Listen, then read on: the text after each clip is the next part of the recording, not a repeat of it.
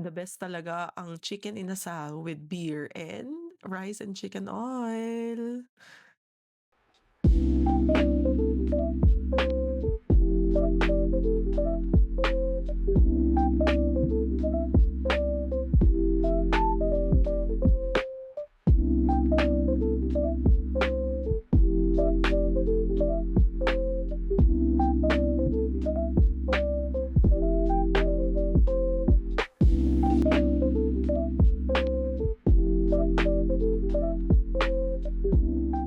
Welcome to Hungry Cell! Please support the newbies. No bashing, please.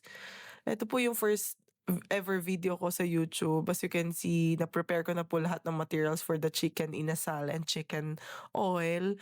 Para po sa akin, laging merong bawang, sibuyas, luya, lemongrass, nor, onting oyster sauce, onting soy sauce as well as lemon.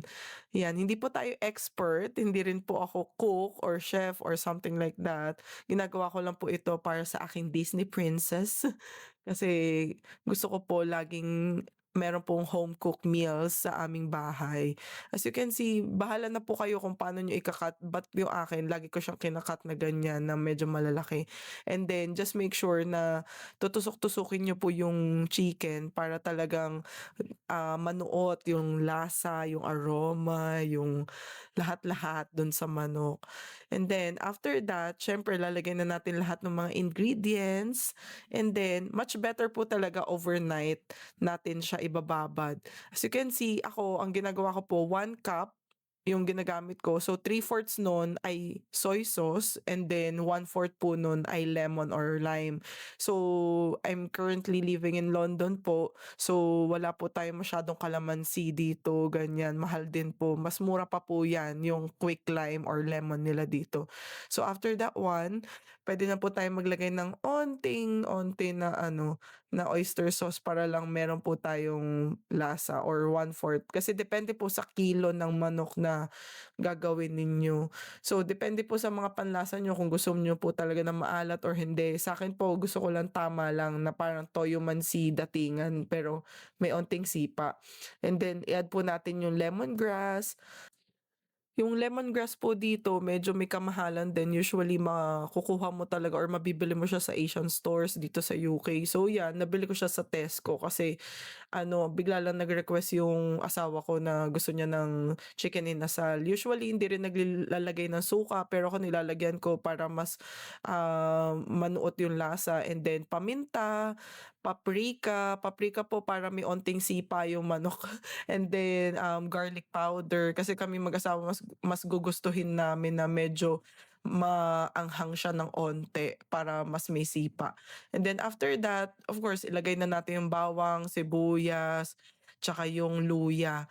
And then, dapat na natin siyang halu-haluin. So, masamasahin natin just to make sure i-massage natin na para manuot yung lasa talaga ng manok. As I've said earlier, mas maganda talaga po overnight. Pero kung hindi talaga kaya, mga 2 to 4 hours is enough na rin naman para ma-prepare yung manok. And then sa preparation po ng baking tray, usually naglalagay na lang po ako ng tubig dyan. Makikita nyo po doon sa baking tray kasi para hindi rin po ako mahirapan masyado na maglinis afterwards. So, ila-line up ko lang siya ng ganyan, tapos ibe-bake or iro-roast po natin. Depende po sa setting nung oven ninyo. Pero mas masarap talaga siya kung parang bake siya tapos tsaka mo siya ibo-broil or parang mo siya sa air fryer, ganyan. Kasi mas manunuot yung lasa tapos crispy din medyo yung balat niya.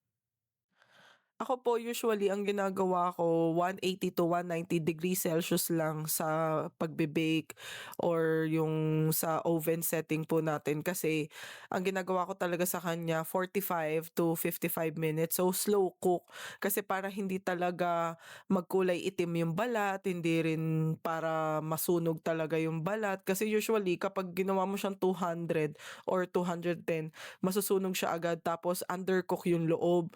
And then in the middle of the pagbe-bake po natin kailangan siyempre binabalik-baliktad natin yung manok. So, after like 15 to 20 minutes baliktarin mo yung manok tapos i-brush mo ulit ng chicken oil like nakikita nyo para talagang golden yung datingan ng ating chicken.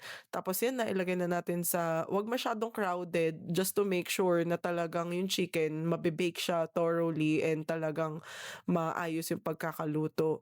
Kung wala kayong chicken oil, ako kasi lagi ako nagre-ready ng chicken oil, meron tayong recipe. So, makikita nyo yung chicken skin lang, aswete, garlic powder, black pepper, tsaka magic sarap. Hindi po 'to sponsored, pero iba po talaga yung lasa niya na parang kahit paano may onti siyang asin or medyo may onting alat. So, ako usually para mapabilis yung process, nilalagyan ko na siya ng onting mantika. Pero depende sa inyo, yung iba hahayaan na yung chicken skin na para maging oil siya, mag-oil siya mag-isa, and then yung iba nilalagyan din ng water. Ako po hindi na ako naglalagay ng water. So ganyan lang yung ginagawa ko. And then maglalagay na lang tayo ng iba't ibang mga ingredients. Like yung garlic powder nga, black pepper, tsaka magic sarap.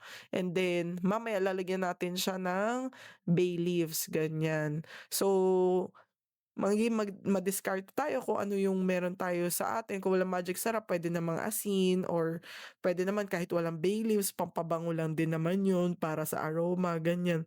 So nakikita nyo, halo-halo lang para ma-make sure na talagang yung lasa niya masarap talaga. And then after that, pwede na nating ilagay pa yung ibang ingredients. Makikita nyo dyan na ilalagay ko na yung aswete as well as yung bay leaves.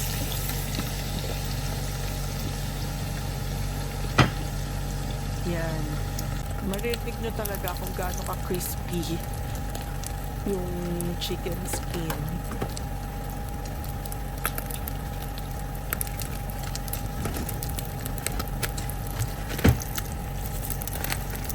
Sa'kin 1 to 2 teaspoons lang ng aswete puwede na. So ako direct ko siya nilalagay kasi meron akong pang strainer. So, strain ko na siya, habang mainit pa siya nilalagay ko talaga siya sa garapon. Alam niyo na, resourceful tayo, gara-garapon lang.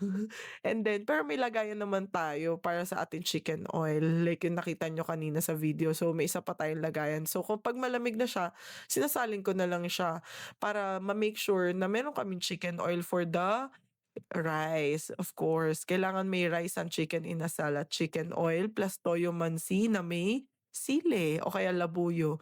Tapos after that, ina-arrange ko na siya. Makikita nyo naman kung gaano kasarap at golden yung kulay niya. Hindi siya talaga sobrang itim or sobrang naluto na talagang dry yung manok. Makikita nyo kung gaano siya ka-juicy. Tapos usually after that, nilalagyan ko na siya ng chicken oil kasi para ma-make sure na kapag na-present natin napakaganda. Thank you so much! Please comment, like, and subscribe to our channel.